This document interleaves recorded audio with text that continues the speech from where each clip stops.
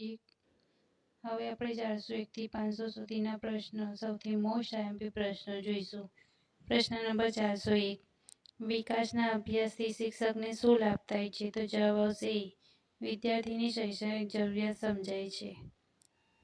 પ્રશ્ન નંબર 402 બાળકની રસપ્રદ પ્રવૃત્તિઓ કઈ બાબતનું સૂચક છે? તો જવાબ આવશે એ.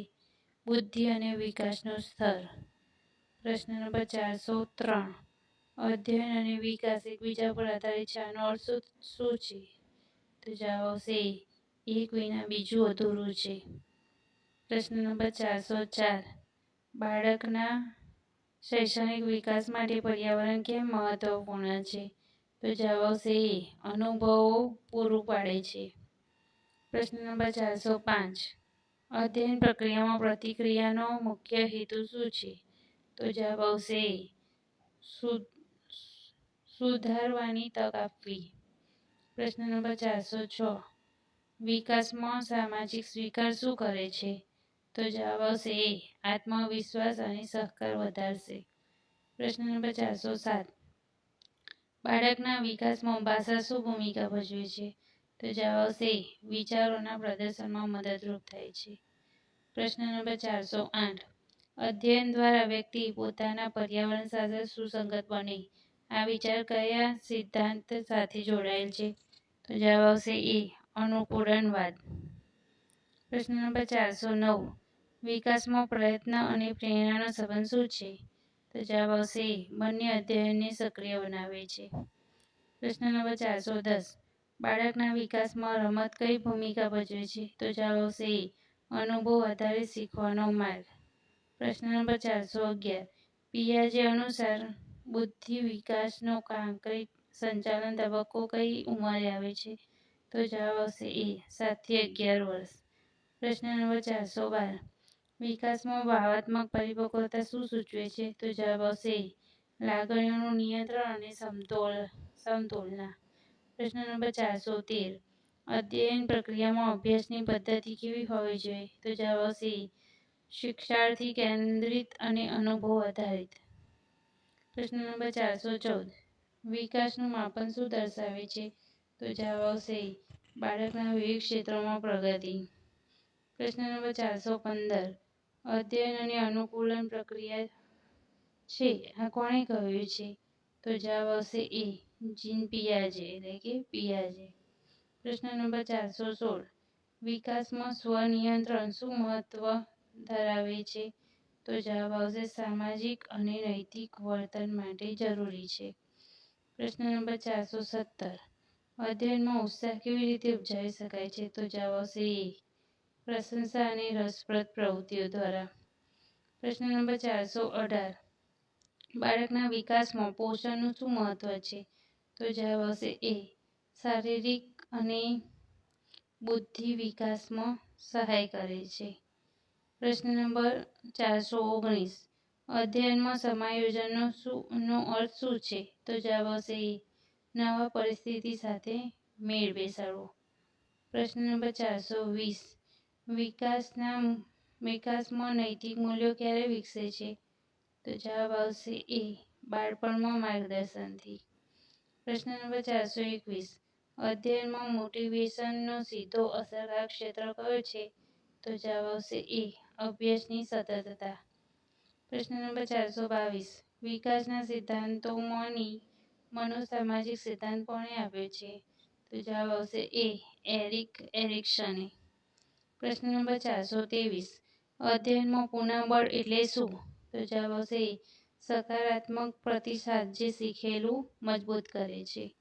પ્રશ્ન નંબર 424 વિકાસનો આધાર કઈ બાબત પર છે? તો જવાબ આવશે એ. વારસો, પર્યાવરણ અને અનુભવ. પ્રશ્ન નંબર 425 અભ્યાસ વિના અધ્યયન અધૂરું છે આનો અર્થ શું છે? તો જવાબ આવશે એ. અભ્યાસથી શીખેલું મજબૂત બને છે.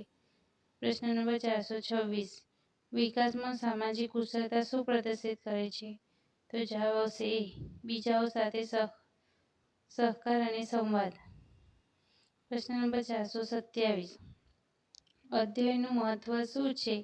તો જવાબ આવશે એ. વ્યક્તિમાં સ્થાયી અને વર્તનમાં પરિવર્તન લાવવું.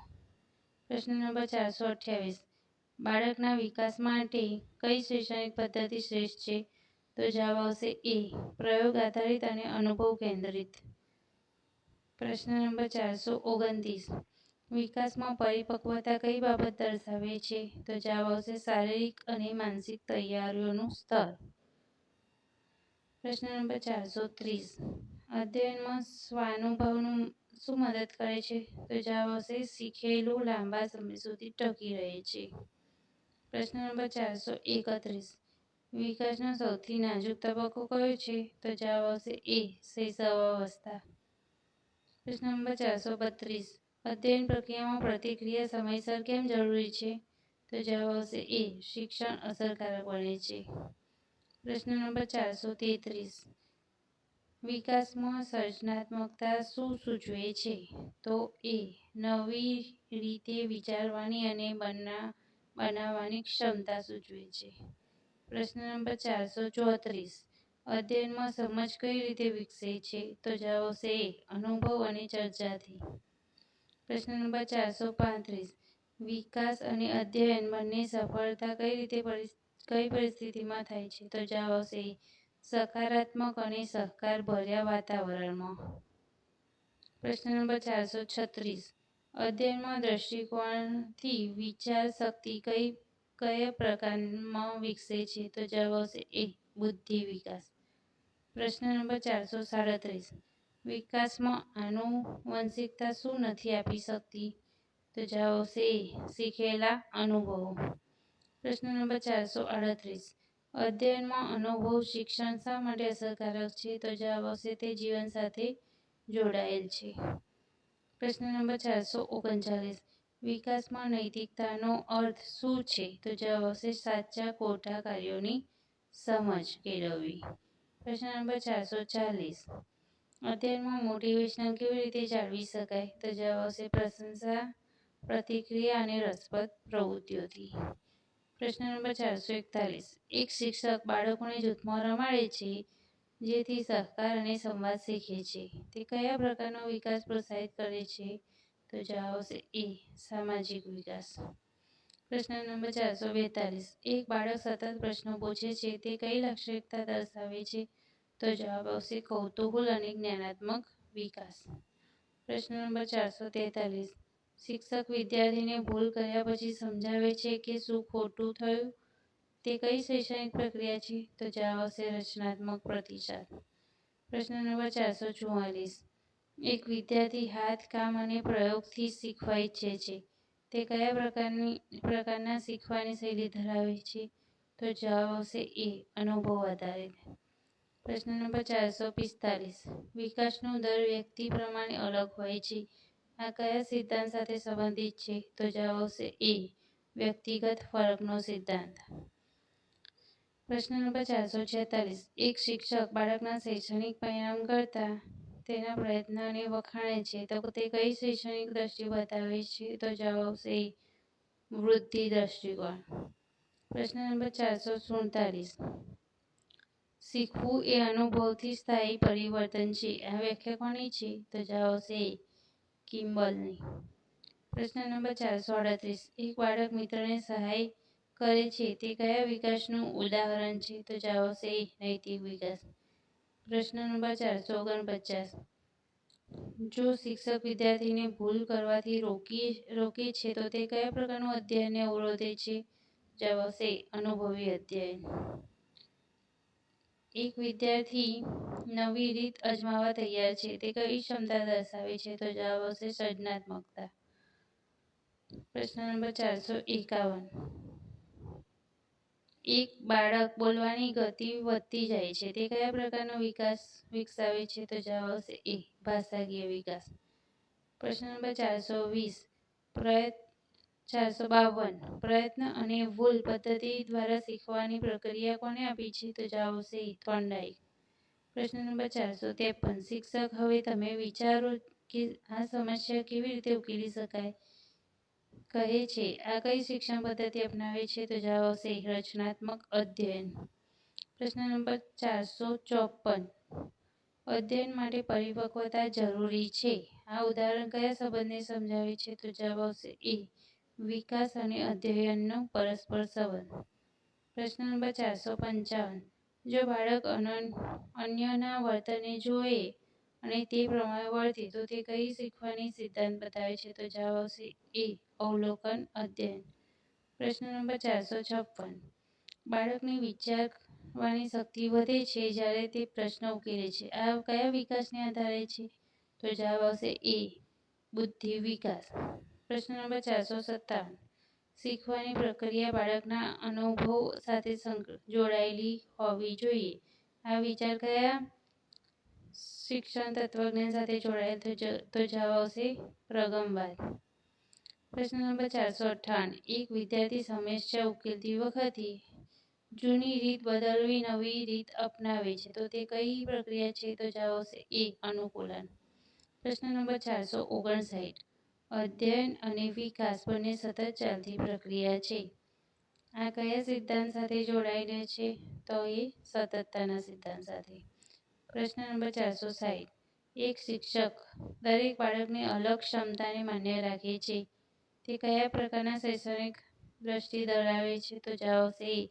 વૈવિધ્ય આધારિત શિક્ષણ. પ્રશ્ન નંબર 461. વિકાસમાં પરિસ્થિતિ સાથે અનુકૂળ થવાની શક્તિ કઈ કહેવાય છે? તો જવાબ આવશે એ. સમાયોજન. પ્રશ્ન નંબર 462. એક બાળક નિષ્ફળતા પછી પણ પ્રયત્ન ચાલુ રાખે છે તે તમે કઈ મનોભાવના દર્શાવતી છો? તો જવાબ આવશે સહનશીલતા અને ધીરજની.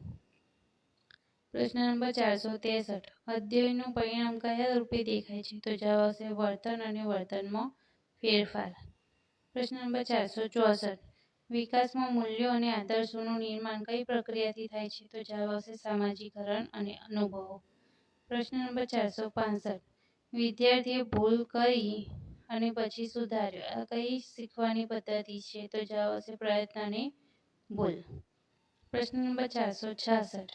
બાળકના વિકાસમાં પારિવારિક વાતાવરણ કઈ રીતે અસર કરે છે? તો જવાબ આવશે પ્રેમ અને સુરક્ષા વિકાસને પ્રોત્સાહન આપે છે.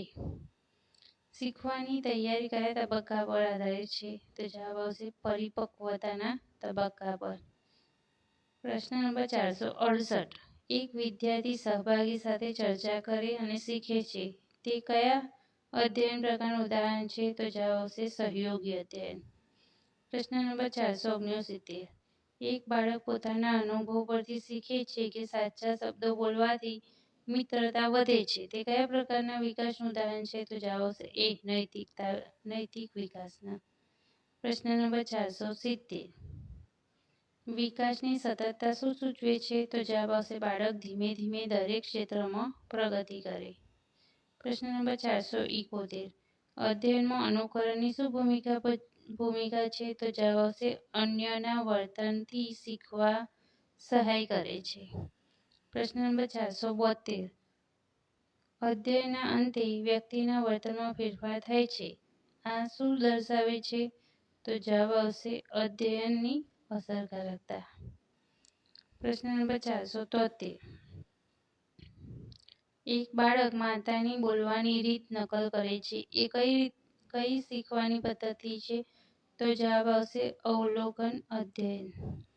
પ્રશ્ન નંબર 474.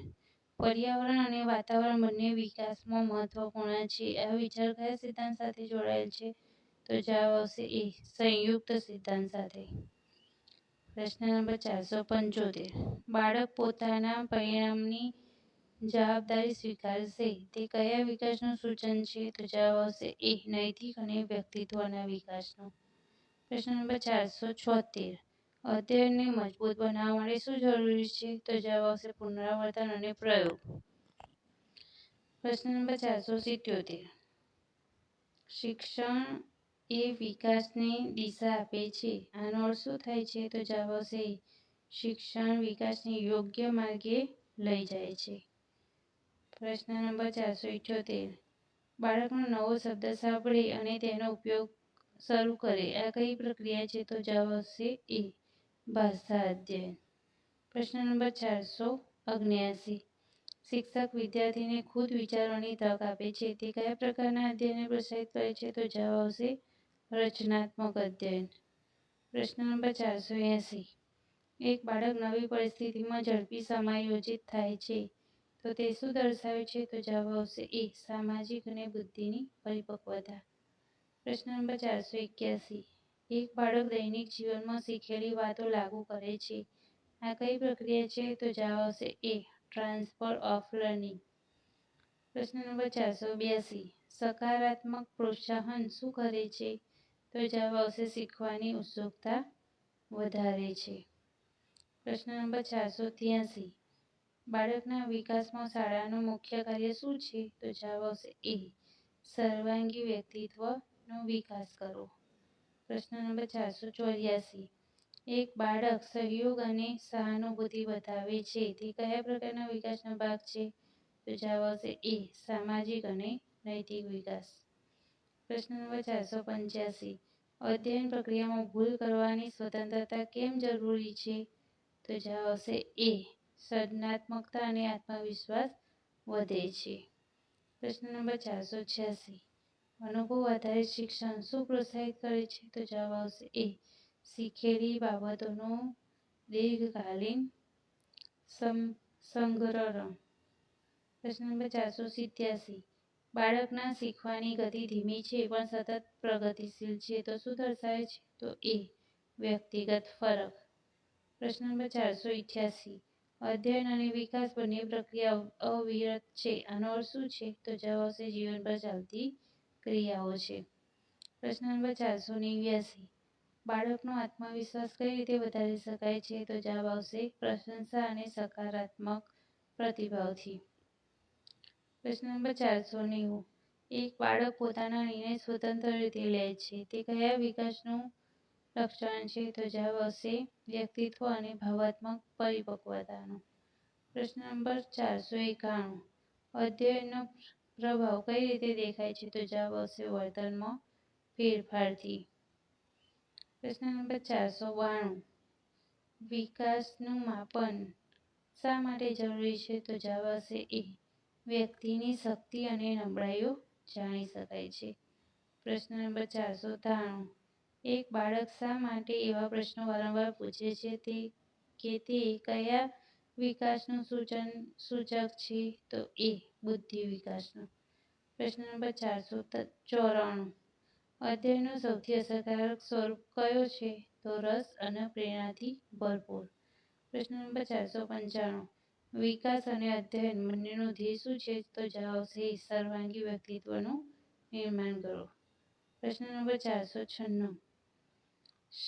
શિક્ષણ બાળકની વિચારધારાને માન્ય રાખે છે તે કયા પ્રકારના અધ્યયનના સિદ્ધાંત સાથે જોડાયેલ છે? તો જવાબ આવશે રચનાત્મક અધ્યયનનો સિદ્ધાંત.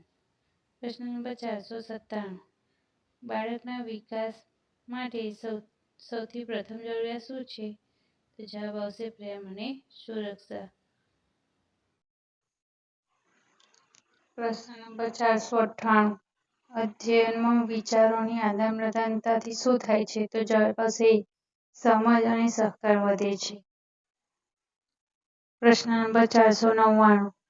વિકાસ અને અધ્યયન વચ્ચેનો સૌથી મહત્વપૂર્ણ સંબંધ કયો છે? તો જવાબ આવશે એ. બંને સતત પ્રક્રિયા કરે છે. પ્રશ્ન નંબર 500મો. શિક્ષણના દૃષ્ટિકોણથી વિકાસની સમજૂતી શા માટે જરૂરી છે? તો જવાબ આવશે એ. શિક્ષક વિદ્યાર્થી તેની ક્ષમતા અને જરૂરિયાત મુજબ માર્ગદર્શન આપી શકે છે. હવે આગળના વિભાગ નંબર 2 એ આપણે આવતીકાલના વિડીયોમાં જોઈશું.